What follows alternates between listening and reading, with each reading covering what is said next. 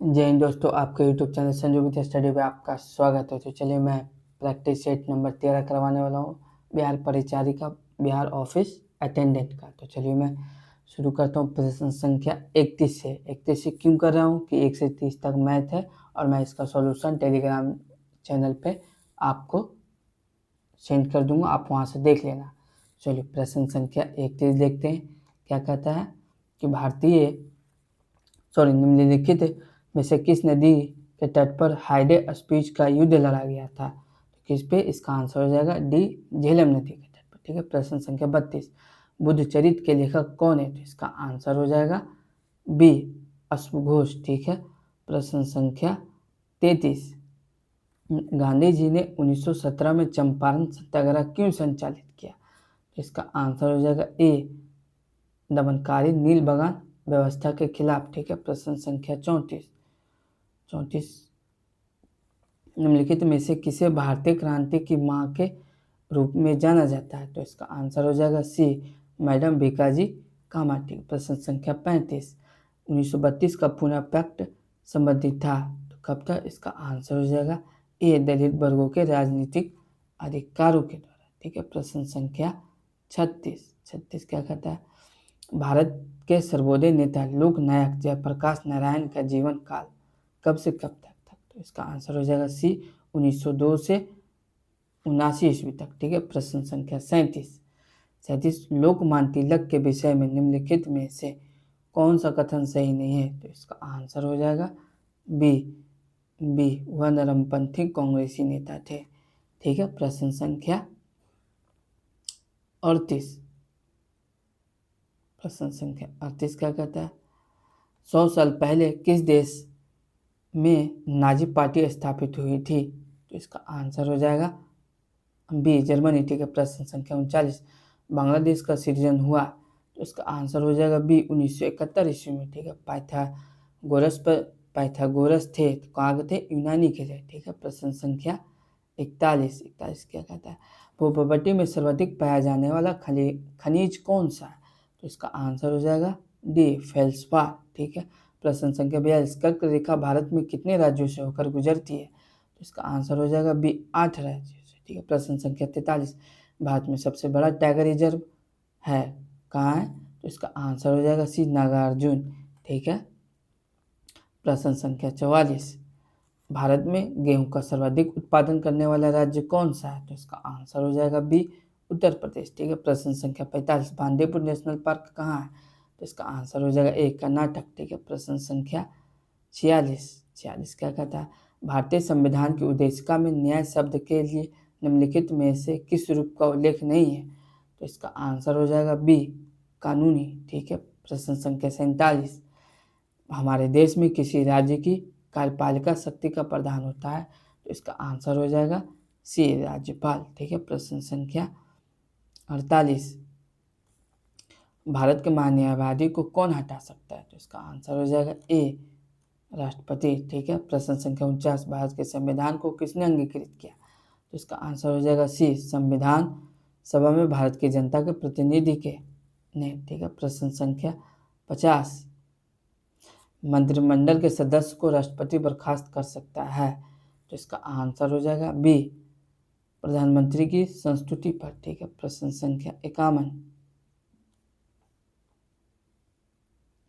प्रश्न संख्या क्या? हमारी अर्थव्यवस्था किस प्रकार की है? तो इसका आंसर हो जाएगा सी, मिश्रित अर्थव्यवस्था है। ठीक है। प्रश्न संख्या 52, योजना आयोग कब गठित हुआ था? तो इसका आंसर हो जाएगा बी, 1950 में हुआ था। ठीक है। प्रश्न संख्या 53, ग्रामीण बैंक का संस्थापक कौन थे? तो इसका आंसर हो जाएगा एक, मोहम्मद यूनिस। ठीक है। प्रश्न संख्या 54,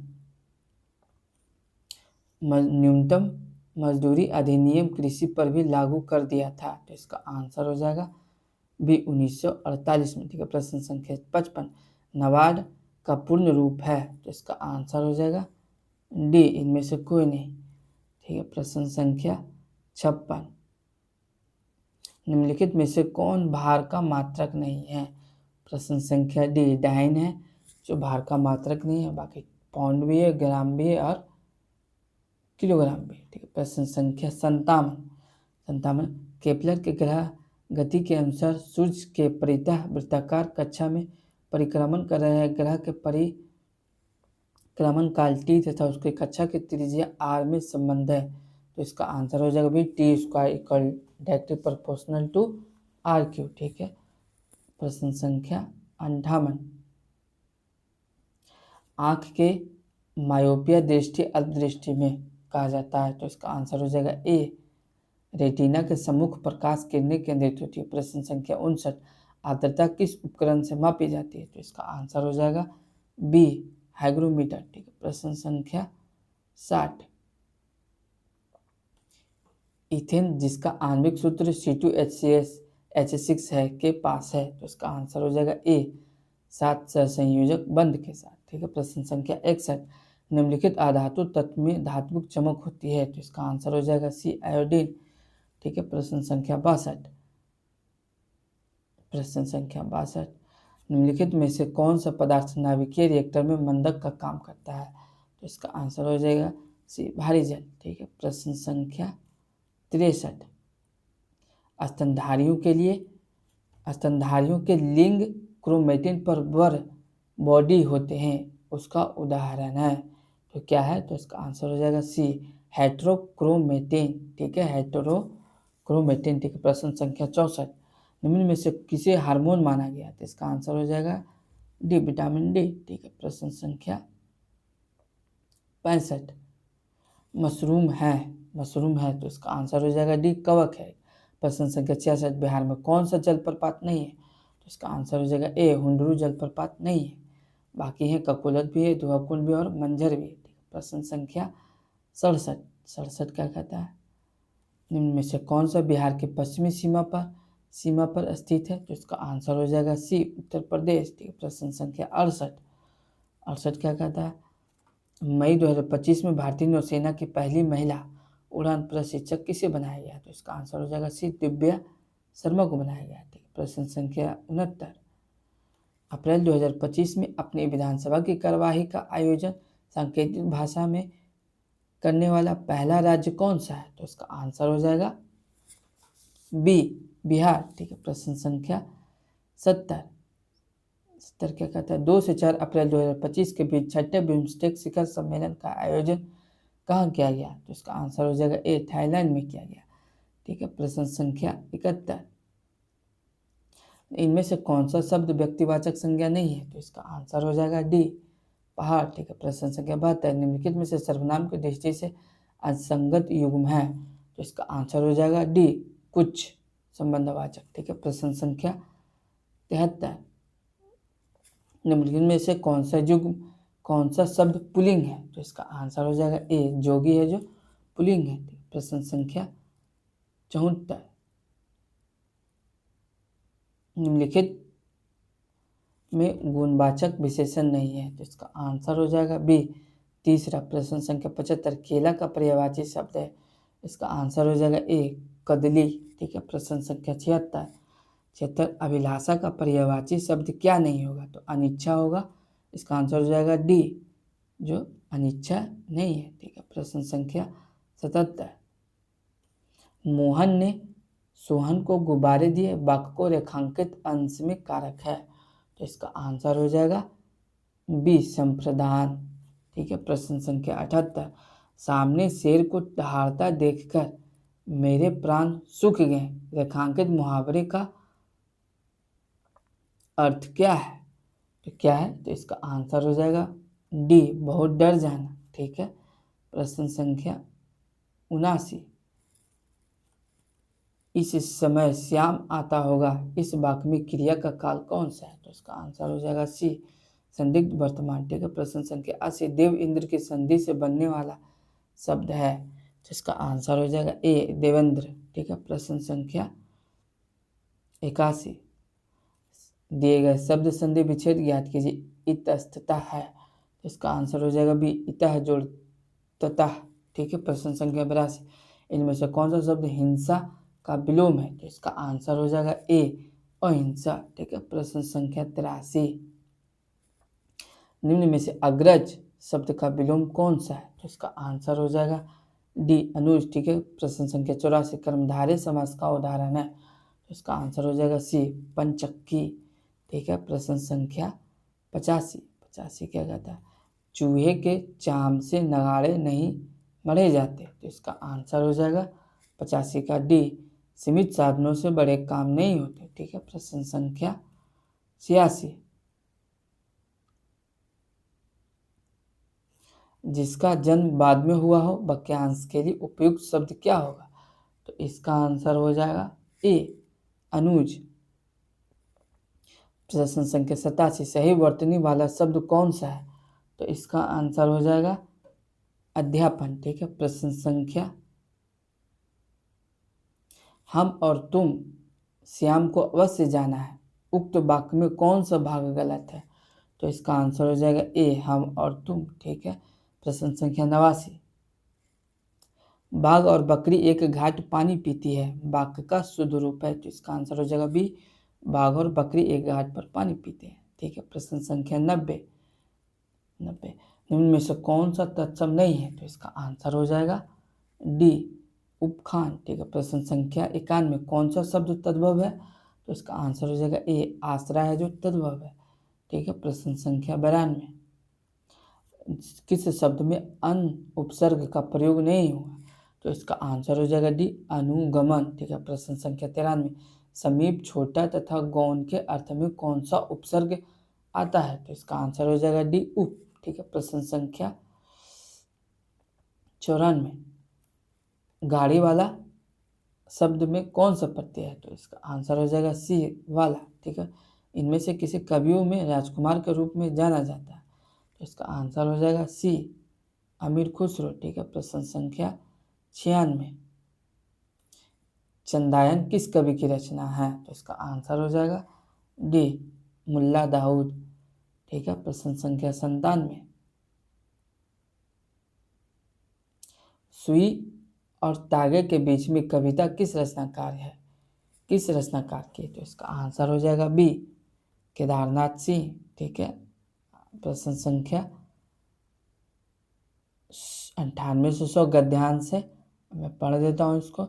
मेरे बड़े भाई साहब मुझसे 5 साल बड़े थे, लेकिन केवल 3 दर्जे आगे। उन्होंने भी उसी उम्र में पढ़ना शुरू किया था जब मैंने शुरू किया, लेकिन तालीम जैसे महत्व के मामले में वह जल्दबाजी से काम लेना पसंद न करते थे। इस भवन की बुनियाद खूब मजबूत डालना चाहते थे जिस पर आलीशान महल बन सके। 1 साल का काम 2 साल में करते थे, कभी कभी 3 साल भी लग जाते थे। बुनियाद की पुख्ता ना हो तो मकान जैसे पायदार बने। मैं छोटा था, वे बड़े थे। मेरी उम्र 9 साल की थी, वो 14 साल के थे। उन्हें मेरी निगरानी का पूरा और जन्मसिद्ध अधिकार था, और मेरी शालीनता इसी बात में थी कि उनके हुक्म को कानून समझूं। वह स्वभाव के बड़े अध्ययनशील थे, हरदम किताब खोले बैठे रहते और शायद दिमाग को आराम देने के लिए कभी कॉपी पर, कभी किताब के हाशियों पर चिड़ियों, कुत्तों, बिल्लियों की तस्वीरें बनाया करते थे।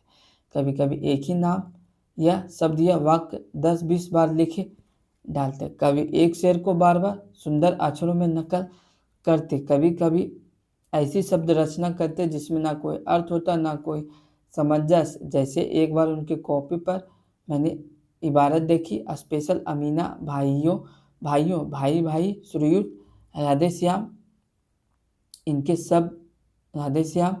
इनके बाद आदमी का चेहरा बना हुआ था। मैंने बहुत चेष्टा की कि इस पहेली का कोई हल निकालूं, लेकिन असफल रहा। उनसे पूछने का साहस ना हुआ। वे 9वीं कक्षा में थे, मैं 5वीं में। उनकी रचनाओं को समझना मेरे लिए छोटा मुंह और बड़ी बात थी। प्रश्न संख्या 98, प्रश्नों पे आज तो उम्र में 5 साल का और पढ़ाई में 2 कक्षाओं का अंतर बताता है। तो इसका आंसर हो जाएगा बी, बड़ा भाई पढ़ने में तेज ना था। ठीक है, प्रश्न संख्या 99, कॉपी पर लिखे शब्दों व चित्रों से किस मना स्थिति का पता चलता है। तो इसका आंसर हो जाएगा ए, भटका। ठीक है, प्रश्न संख्या 100 क्या कहता है, बड़ा भाई किस अधिकार से लेखक पर निगरानी रखता है। तो इसका आंसर हो जाएगा सी, बड़ा होने के नाते। ठीक है, अब मैं 1 से 30 तक मैथ का आंसर बता देता हूँ, आप सॉल्यूशन देख लेना टेलीग्राम लिंक चैनल पे। चलिए प्रश्न संख्या 1, प्रश्न संख्या 1 का आंसर हो जाएगा सी 2 पूर्णांक 2 बटे 5। प्रश्न संख्या 2 का आंसर हो जाएगा बी। प्रश्न संख्या 3 का आंसर हो जाएगा बी। प्रश्न संख्या 4 का आंसर हो जाएगा बी। प्रश्न संख्या 5 का आंसर हो जाएगा बी। प्रश्न संख्या 6 का आंसर हो जाएगा 6 का आंसर हो जाएगा डी। प्रश्न संख्या 7 का आंसर हो जाएगा प्रश्न संख्या 7 का आंसर हो जाएगा ए। प्रश्न संख्या 8 का आंसर हो जाएगा बी। प्रश्न संख्या 9 का आंसर हो जाएगा ए। प्रश्न संख्या 10 का आंसर हो जाएगा बी। प्रश्न संख्या 11 का आंसर हो जाएगा 11 का आंसर हो जाएगा ए। प्रश्न संख्या 12 का आंसर हो जाएगा 12 का आंसर हो जाएगा ए। प्रश्न संख्या 13 का आंसर हो जाएगा 13 का आंसर हो जाएगा बी। प्रश्न संख्या 14 का आंसर हो जाएगा ए। प्रश्न संख्या 15 का आंसर हो जाएगा डी। प्रश्न संख्या 16 का आंसर हो जाएगा बी। प्रश्न संख्या 17 का आंसर हो जाएगा बी। प्रश्न संख्या 18 का आंसर हो जाएगा बी। प्रश्न संख्या 19 का आंसर हो जाएगा 19 का आंसर हो जाएगा ए। प्रश्न संख्या 20 का आंसर हो जाएगा ए। प्रश्न संख्या 21 का आंसर हो जाएगा सी। प्रश्न संख्या 22 का आंसर हो जाएगा 22 का आंसर हो जाएगा सी। प्रश्न संख्या 23 का आंसर हो जाएगा 23 का आंसर हो जाएगा ए। प्रश्न संख्या 24 का आंसर हो जाएगा सी। प्रश्न संख्या 25 का आंसर हो जाएगा 25 का आंसर हो जाएगा ए। प्रश्न संख्या 26 का आंसर हो जाएगा प्रश्न संख्या 26 का आंसर हो जाएगा बी। प्रश्न संख्या 27 का आंसर हो जाएगा ए। प्रश्न संख्या 28 का आंसर हो जाएगा प्रश्न संख्या 28 का आंसर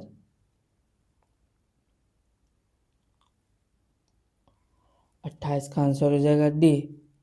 प्रश्न संख्या 29 का आंसर हो जाएगा ए। प्रश्न संख्या 30 का आंसर हो जाएगा